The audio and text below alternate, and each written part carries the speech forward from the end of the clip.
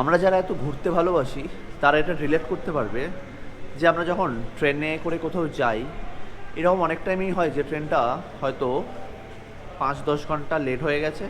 তো তখন আমাদের থাকার জন্য কোনো একটা জায়গা দরকার হয়, বা এমন হলো আমরা আমাদের গন্তব্যে ঠিক রাত্রেবেলা পৌঁছেছি, মানে রাত 12টা 1টা 2টো এইরকম টাইমে। তো সকাল হওয়া পর্যন্ত কোথাও একটা থাকার ব্যবস্থা হলে খুব ভালো হয়। তো চলো তোমাদেরকে দেখিয়ে দিই ইন্ডিয়ান রেলওয়ে রিটার্নিং রুম কেমন। অনেকবার শুনেছি, আজকে প্রথমবার নিজে আছি, তো ভাবলাম তোমাদের সাথেও শেয়ার করে দিই। এখন আমি আছি বালাসোর স্টেশনে।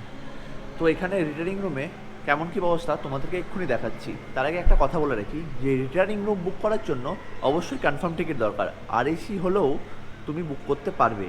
তো চলো, এখানে AC dormitory room, non AC dormitory রুমের সাথে AC room and non AC রুমও আছে। এবার অ্যাভেলেবিলিটির ওপরে তোমরা নিজেদের পছন্দ মতো বুক করতে পারো। তো চলো তোমাদেরকে রুমগুলো এক এক করে দেখিয়ে দিই।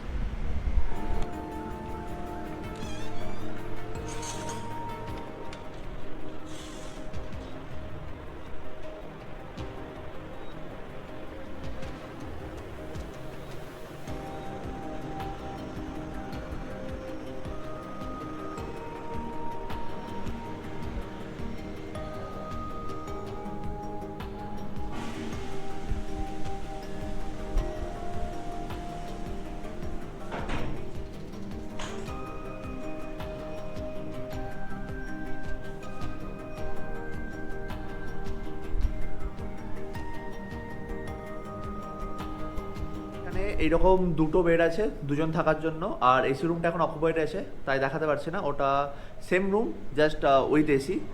তো এসি নন এসি ব্যাপারটা তোমরা বুঝতে পারলে। তো তোমরা দেখলে রুমগুলি কেমন ছিল। এবার বলি বুকটা কীভাবে করবে। বুকিংয়ের জন্য তোমরা আইআরসিটিসি মোবাইল অ্যাপের হেল্প নিতে পারো, যেখান থেকে তোমরা টিকিটটা বুক করেছো। আইদার আইআরসিটিসির ওয়েবসাইটে নিজের পিএনআর দিয়ে তোমরা রিটার্নিং রুম বুক করতে পারো, বা স্টেশনে এসে অফলাইনে কাউন্টারে কথা বলে বুক করা যায়। চলুন আপনাদের দেখিয়ে দিই অফিসিয়াল ওয়েবসাইট থেকে কিভাবে বুক করবেন। সার্চ বারে লিখুন রিটার্নিং রুম অ্যান্ড চলে যান আইআরসিটিসির অফিসিয়াল ওয়েবসাইট পেজে। এখানে নিজেদের পিএনআর নাম্বার দিয়ে সার্চ করুন।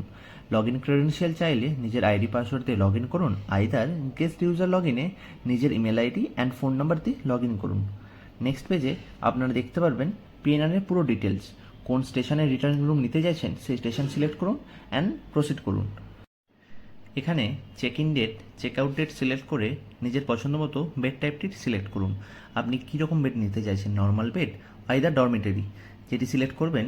তারপর চেক অ্যাভেলেবিলিটি করলে ওই পার্টিকুলার স্টেশনে কী কী অ্যাভেলেবেল আছে সেটি শো করবে। এখানে আপনি আপনার সিলেক্ট করা বেড টাইপের অ্যাভেলেবেল অপশনগুলি দেখতে পাবেন।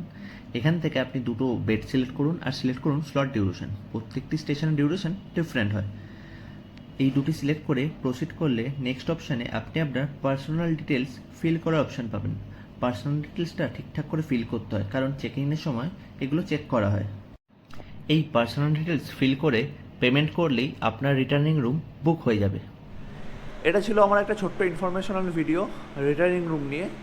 তো তোমরা জানিও তোমাদের ভিডিওটা কেমন লাগলো, আর আরও কিছু ডিটেলে যদি ইনফরমেশান চাই কমেন্টে জানাতে পারো বা আমাকে ডিএম করতে পারো, আমি অবশ্যই হেল্প করব। তো দেখা হচ্ছে অন্য কোনো আবার ব্লগে। Till then, tata, bye bye, stay safe, stay tune.